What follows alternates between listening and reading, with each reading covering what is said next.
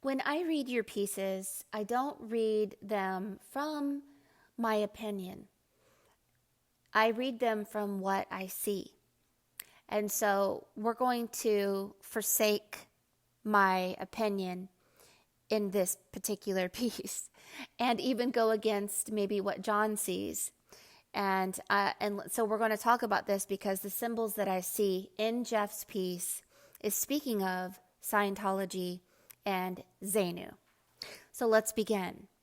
So notice there's a table that has the letter T all around it. It also forms the letter M. There is a god that has mountains on his head around the 9 o'clock area. There's you inside a volcano, and the volcano's name is Nova. And your soul went out of this house of Nova or the volcano and attached or became a human being. If we look at around almost 1 o'clock, there's a helmet and there's a bull, which is the moon. So there's a lot of moon energy.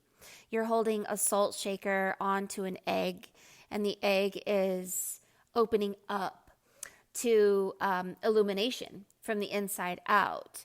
So the salt and the egg, John has a lot of ideas about what the salt and egg is, but when we're talking about Scientology, it seems as if a human being has operating thetans or mind control or manipulation on an energetic level that must be cleared and cleaned by purification, which is salt. Salt is an antibiotic. And so getting these things off of us is how we go back to our original mind and our original power, because according to your reading, you have a soul trapped in a volcano.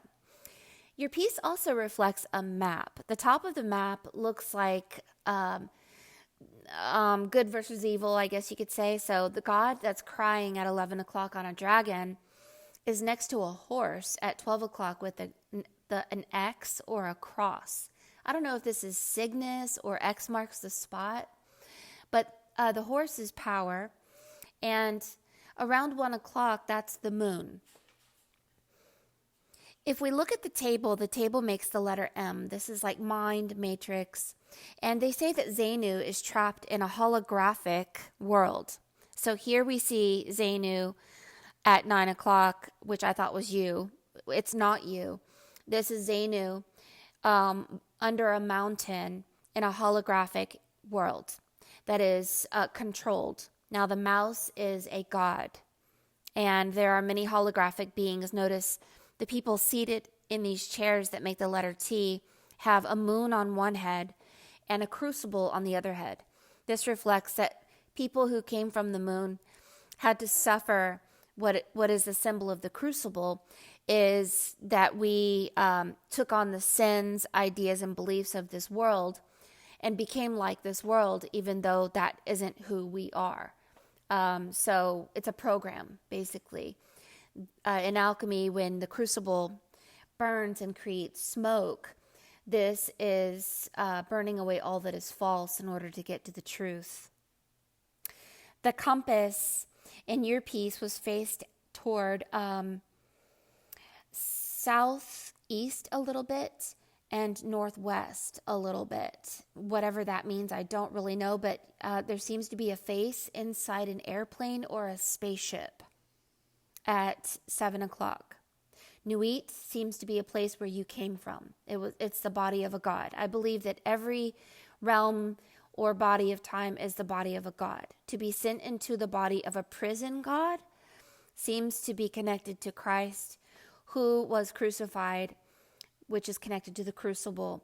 And when we are sent to the body of Christ, we are given 7 wounds and we basically suffer. So let's learn a little bit about Scientology, and I'm not saying I believe this because I don't know if I believe this or not. I just know that it's in your art. Tom Cruise believes it, which gives us hesitation, of course. So Xenu is a galactic ruler that forced a bunch of spirit-like entities to be imprisoned in this realm known as Earth. And they call them thetans. These thetans attach to human bodies at birth and are the source of our mental anguish and addiction issues. Scientology teaches humans how to rid themselves of these thetans so they can go to the clear, which is above the letter T or a wall. And it is called operating thetan, and the wall looks like the letter T. Some people believe that Scientology is actually just an allegory and a communication about how to rid ourselves of ego and shortcomings and a myriad of other things. So Xenu is not God. He's an immortal being without a savior complex. They say that he is a tyrant, and he eradicated billions of beings to cut down the overpopulation of his own galaxy. And so Xenu created a grid. They call this the World Wide Web. You can call it the Wicked Witch of the West, or a net, your ethereal net, and we cannot escape this net. So Xenu was the head of a 76-planet confederation. 75 million years ago, his confederation was plagued by overpopulation, blah, blah, blah. So these people are called aliens, and there were 178 billion beings per planet. And so because of overpopulation, Xenu concocted a ruse to get large numbers of people to come to see him. Mostly artists, people who thought outside of the box, people who went outside of control, like criminals. And he froze them in an alcohol solution and put them in a ship that looks like an airplane, which is in your piece at 7 o'clock. They say that it actually looks like a DC-8 airplane. Once he dropped them on Earth, he put them in volcanoes. He then detonated hydrogen bombs, which you have a hydrogen bomb in your piece as well, and deprived the souls of having a body, releasing their souls to become attached to human beings.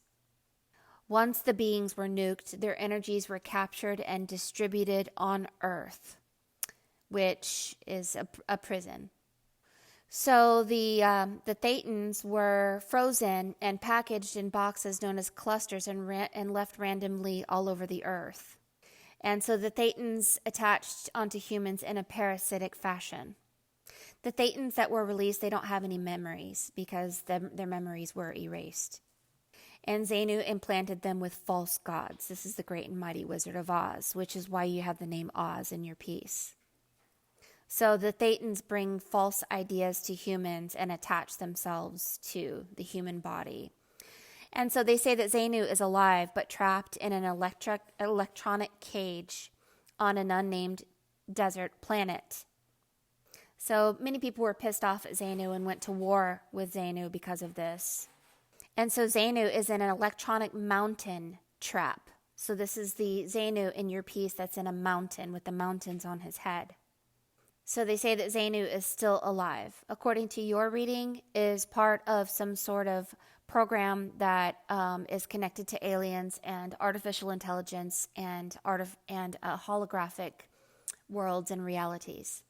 So Xenu put soul implant stations on Venus and Mars and also in Africa. Now, I've done many readings where when someone dies, they go to Mars and they get sent back here as if they didn't die. So they say that Xenu decimated the atmospheres of both Venus and Mars, killing any and all life. And then he set up implant stations for which disembodied souls could return to Venus and Mars, which is women are from Venus, men are from Mars. At these implant stations, the thetans would watch thousands of movies, creating engrams or false memories. Some of these fake memories include the crucifixion of Jesus. The soul implant stations are gender specific as well, from the old adage, men are from Mars, women are from Venus. Thetans who were sent to Venus for implantation were sent back in long tubes to female bodies, and those from Mars were sent to male bodies. This is what I'm seeing in your piece, and I've seen this before in many of my readings. A female died in the ocean, and I saw her go through a tube that looks like a bank tube that you would send to a bank. In the chute of the bank.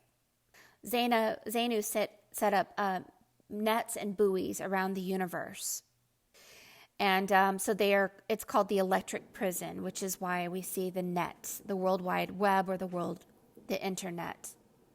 Notice the word hatch and escape plan. This is what's in your piece, the egg hatching and escape plan. An invader force called the Fifth Invader Force came without realizing that the solar system was screened off from the rest of the galaxy, and they were defeated and also trapped here on Earth with us. In fact, the moon is a space station that they brought with them. So when we think of Darth Vader and the Fifth Invader Force, this is the Darth Vader helmet that's in your piece, which means you came from the moon. The moon is a space station, and you were trapped here. I have actually been on the moon, and I have seen this Darth Vader-looking being with the helmets, and they are a collective consciousness that work like a beehive, and you can operate anything with your mind there. Turn on the lights, work a spaceship, anything. You're telepathic, and you are one consciousness, and it's amazing. There is no death because it's all one. You can just go into another body. Your consciousness lives forever. So when you're looking at the letter M in your piece, it may have something to do with MEST, which is matter, energy, space, and time, which is where we live today. It's called MEST.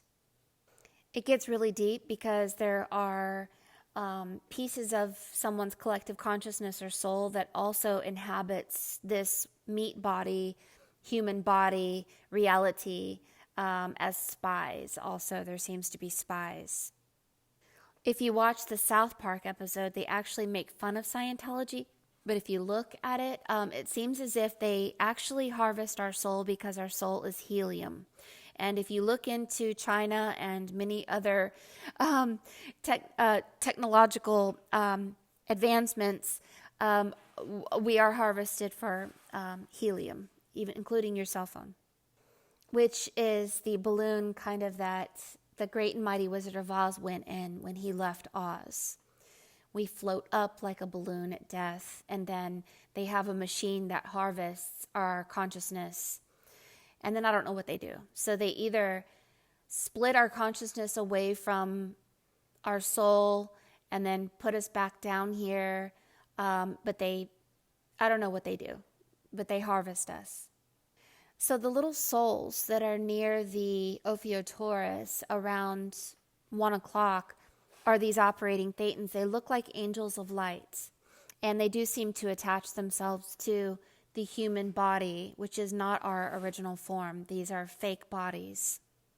So the story of Xenu and his banishment of billions of souls to a fiery volcanic death only scratched the surface of the wild beliefs held by the Church of Scientology.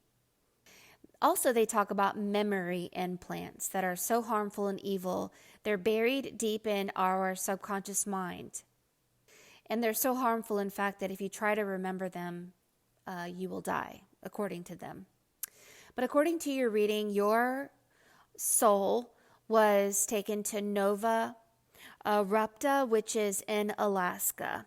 It erupted back in 1912 and was such a large eruption, in fact, that it was 30 times the volume and magma of Mount St. Helens that erupted in 1980.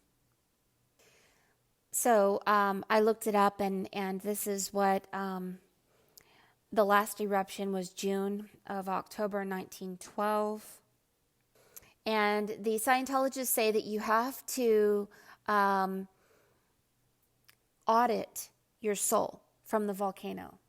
And then you'll regain memory, and then you will regain your power, and you can clear parasites off of you. Now, these parasites are connected to that salt. So the salt is the purification to get rid of all that is false, which is the crucible in your piece. There may be a communication that going up is not the place to freedom, which is the word free spelled backwards. There may be a communication that freedom is down, which is connected to Nuit. And according to Egyptians, Nuit is a place of protection, a place of joy, a place of freedom. But I don't know if that's true or not. I know that it's just in your art.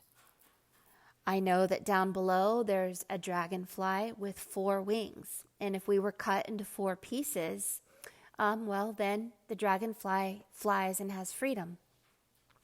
You might like to know that the letter T that looks like the Stonehenge circle is a Scientology concept that we live on a place called HIJACKED. And this HIJACKED place, according to your reading, is also a holographic reality and not real. When I was very young, I had a dream that I was sitting inside someone's head on their tooth, hiding. And I saw my grandfather, who was a preacher, try to preach me out of this human. It seems as if our souls are really small, and human bodies, I don't know. I wouldn't come out, I'll tell you that. I also had an experience where when I did come out, I was screaming and writhing in utter pain and suffering, because when you don't have a body and you don't have a place to go, there's darkness, there is no love, there is no sound, there is nothing. And the pain of being so alone is so painful. And so, I mean, literally, I screamed and said, "David!" Like I couldn't handle the pain. It was so bad. So I think that the only option is to be part of this holographic world and enjoy it, the waterfalls and the ocean and the springs and all the beauty here. It's not like we're behind bars, you know, but at the same time, there has to be a way out. And I do believe that your piece is showing a way out, and I don't know if it's up. Because if we are being harvested for helium, then I see something going down, and it's going down into Nuit. So you're being shown how to escape, I guess. But I think if John could look at this from the eye of escaping, then we would be able to figure this out. If you want to know about how to audit your soul, I believe that it's connected to your frequency, and I believe that it's like recapitulation. It's a breathing technique. It's basically the act of fasting from the world and all the beliefs of the world, everything, religions, people. You just fast from this world, and you go into like a cave, and you shelter yourself from electromagnetic energy, which is frequency. Get like an EMF blocker over your head. You can also make a box made of lead, which helps to block frequency manipulation. Like at Home Depot, they have lead-based drywall. And you go in there and you breathe and you recapitulate your whole past. Who you were, your mother, your father, and you basically die of who you thought you were. You say goodbye to everyone. And then you find a 0 point energy where you're not in pain anymore, and you forgive this place. And then suddenly in this 0 point energy, something just awakens within you like a spark, and you begin to grow that spark. And when you grow this spark, you'll be on your path, like the golden ratio. And once you start the golden ratio, it's a spiral that will spiral you out of the Wicked Witch of the West, which is the World Wide Web. And I guess you escape through the heart chakra, but I don't have all the answers. But I do know that your piece is talking about a frog, and this is connected to Buddhism and alchemy, that we, like a thief in the night, will bounce from a lower realm to a higher realm. I just don't know if the higher realm is also an illusion or not. But let John look at it from the perspective of Scientology, because I'm sorry, but all of the communications in your piece, including the Darth Vader helmet, the space bomb, the volcano, that your soul is in a place in Alaska called Nova, and Xenu sitting there at 9 o'clock with the mountains and all this, and the TGAC with the letter T, all of it, the nuclear symbol, the nuclear bomb that bombed us, everything is here. And the escape plan is also here if we could be like Sherlock Holmes, just make sure that if you escape, that you bring me with you, because I'm ready to go.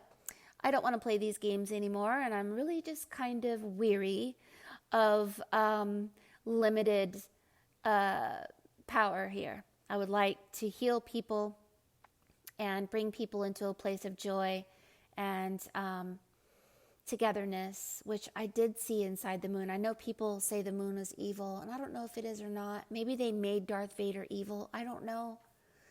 But anyway, the space station, which is the moon, was also hijacked by Xenu.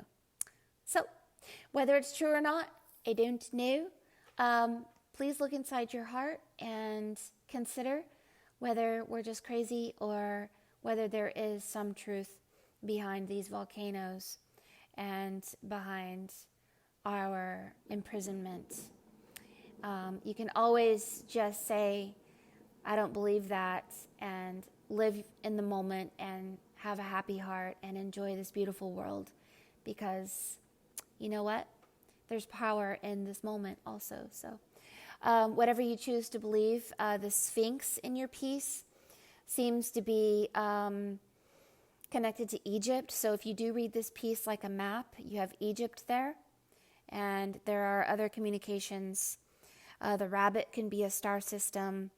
And the moon also gives you a map. You have the letter J at 1 o'clock. So this may be a communication of a piece of you in the moon, a piece of you in a volcano, a piece of you in an airplane, and a piece of you at 11 o'clock. So you have 4 pieces of yourself.